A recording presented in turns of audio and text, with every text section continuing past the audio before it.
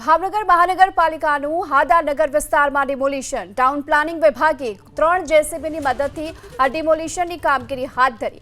Drainage લાઇનના કામ માટે ટીપી સ્કીમ વિસ્તારમાં આ દબાણોને દૂર કરવા માટેની કામગીરી શરૂ કરાઈ છે। ડિમોલિશન પહેલા જો કે 40 મકાન ધારકોને અંતિમ નોટિસ પણ આપવામાં આવી હતી।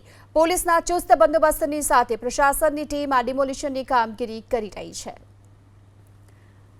ડ્રેનેજ લાઇનના કામ માટે ટીપી સ્કીમ વિસ્તારમાં આ દબાણો હતા જેને દૂર કરવામાં આવ્યા છે, કારણ કે એક સાથે આ 40 મકાનો જે ગેરકાયદે હતા અને આ તમામને અંતિમ નોટિસ પણ આપી હતી અને આજે આ તમામ દબાણોને દૂર કરવા માટેની કાર્યવાહી શરૂ કરાઈ। ડ્રેનેજ લાઇનના કામ માટે ટીપી સ્કીમ વિસ્તારમાં આ દબાણોને દૂર કરવા માટેની કામગીરી શરૂ કરાઈ છે। ડિમોલિશન પહેલા જો કે 40 મકાન ધારકોને અંતિમ નોટિસ પણ આપવામાં આવી હતી। પોલીસના ચુસ્ત બંદોબસ્તની સાથે પ્રશાસનની ટીમ આ ડિમોલિશનની કામગીરી કરી રહી છે।